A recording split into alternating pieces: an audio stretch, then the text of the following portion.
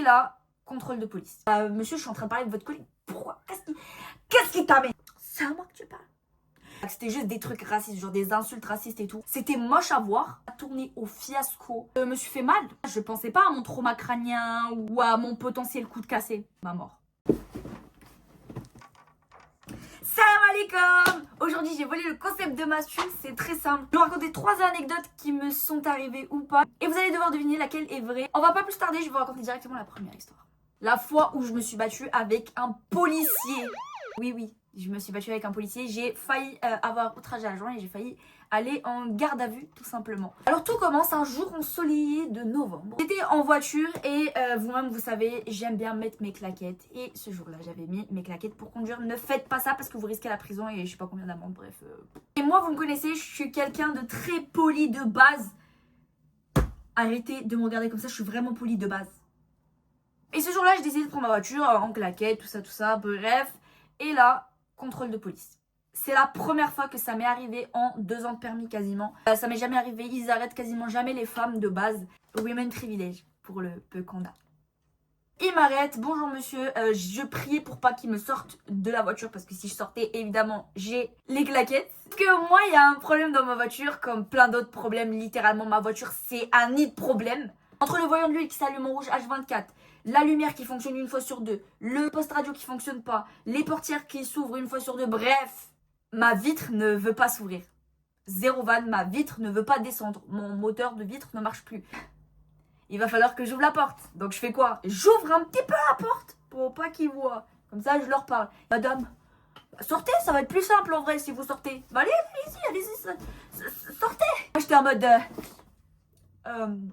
vous êtes sûr, il fait froid un peu aujourd'hui. Mais non, madame, il y a le soleil et tout. Sortez de la voiture. Je sais pas pourquoi il avait un accent marseillais, mais j'ai essayé de le reproduire aussi bien que je voulais. Je suis désolée, Jules. Du coup, je sors et ni une ni deux, il remarque. Vraiment, il fait... Madame. Je commence à essayer de sortir des histoires. Je me dis, mais j'ai le diabète. Non. Déjà, j'ai pas le diabète. Et c'est quoi le rapport? Le diabète et les claquettes, tu vois, à un moment donné. Non, mais c'est vrai, monsieur, je suis vraiment désolée. Je suis sortie pour une petite course. C'était pas du tout une petite course. Il avait fait où j'habitais. J'habitais à 25 minutes de là où j'étais. C'était pas du tout une petite course. Je commence à m'excuser et tout. Et lui, il était très gentil. Sauf que là, il y a son pote, le cowboy. Le cowboy de service qui vient et qui fait, allez, ça suffit. Bon, bah, on va vous mettre une amende et puis on va vous enlever des points. C'est à moi que tu parles. C'est à moi que tu parles. Et du coup, je commence vraiment à m'énerver parce que l'autre, il était très gentil. De base, il voulait même pas mettre d'amende. Il m'a dit, bon, bah, écoutez, madame, vous avez l'air d'être quelqu'un d'assez gentil et raisonnable. Oui, monsieur, je suis quelqu'un de gentil et raisonnable. Oui. J'étais en mode, bah, monsieur, je suis en train de parler de votre collègue. Pourquoi? Qu'est-ce qui t'amène? Du coup, il commence à s'énerver. Sauf qu'en fait, on m'a jamais prévenu qu'une meuf de 1m60 ne fait rien contre un bonhomme de 1m90 avec une arme, avec un gun. Du coup, j'ai vite fermé ma bouche quand l'autre, il m'a dit, bah, madame, calmez-vous parce qu'il va vous emmener au poste pour outrage à agent et puis vous allez finir en garde à vue pendant 48 heures. J'ai dit, ok. En fait, j'ai bien réfléchi à votre proposition, je vais prendre l'amende. Y a aucun souci, ça fera 135 €. Combien? J'ai payé. Je suis repartie. Voilà pour la première histoire. On va passer à la deuxième histoire. Le jour où j'ai tabassé un raciste. Je suis sortie avec ma meilleure amie qui est renois et j'ai un pote qui est chinois. Je dirais une mauvaise blague, un chinois, une arabe et une noire. Mais bon, on sort tranquillement en ville. Il y avait un fou de la gare. Un fou de la gare, je vous explique pas. Je trouve ce monsieur, il commence à parler avec tout le monde. Nous, on marchait juste sur la place. Et là, il a eu la bonne idée de venir vers nous et il commence à rigoler. Donc il a attaqué mon pote, le chinois. Moi, faut savoir que je me sens plus dès que je suis en groupe. Quand je suis toute seule, je fais pas la maline.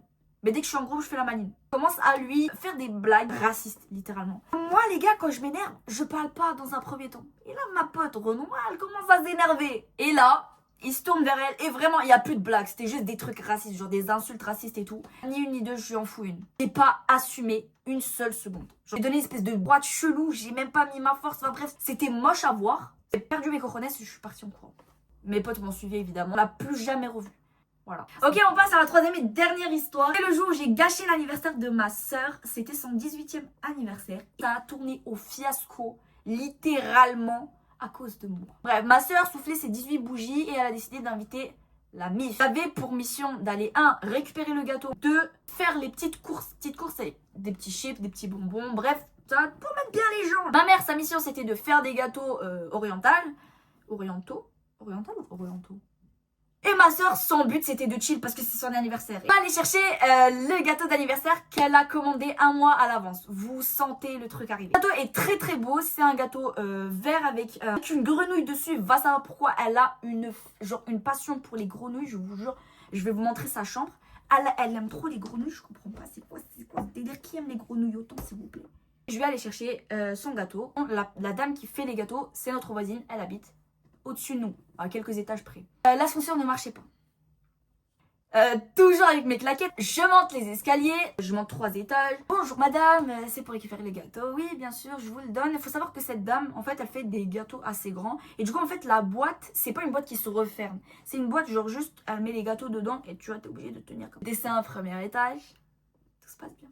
Un deuxième étage, tout se passe pour le mieux. Dernier étage qui me restait, la dernière marche.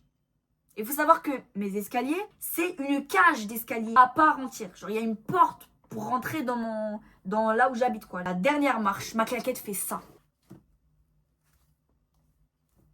Le gâteau sur la porte. Gâteau plongeant sur la porte le jour de l'anniversaire de ma soeur. Le gâteau en plein dans la porte. Je me suis fait mal. Mais à ce moment-là, je pensais pas à mon trauma crânien ou à mon potentiel coup de cassé. À ce moment-là, je pensais à une seule chose. Ma mort. 90 € le gâteau. 90 € un gâteau qui a fini sur une porte. Comment ça s'est terminé? Une entorse. Donc je pouvais pas aller acheter les petits trucs genre les chips et tout. J'avais 2 missions, j'ai raté les 2 missions. Ils ont entendu le bruit du boom. Personne qui ouvre la porte, c'est ma soeur. Donc la reine de l'anniversaire. Elle ouvre la porte comme ceci. La trace du gâteau était encore en train de tomber. Le gâteau il était déjà par terre, mais tu vois les bouts qui restaient sur la porte. Ma mère a vu.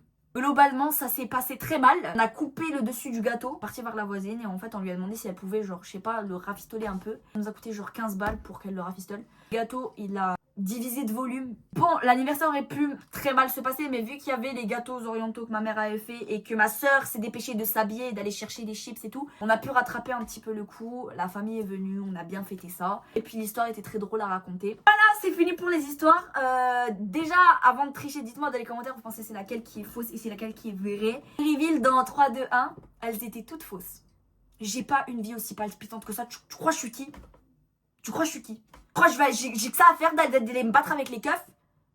Tu crois que j'ai que ça à faire d'aller récupérer un gâteau? Tu crois que j'ai ça à taper quelqu'un? J'ai même pas d'amis chinois, je l'ai inventé. Et ça, c'est raciste. Ça, c'est raciste. Il y a une mouche qui... Bref, elles étaient toutes fausses et ça me déçoit que tu crois que je suis capable de faire des trucs comme ça. J'espère que vous n'êtes pas trop déçus, que j'ai pas une vie palpitante. N'hésitez pas à vous abonner, à venir sur TikTok et Instagram. Et faites du réel, faites du bien, salam.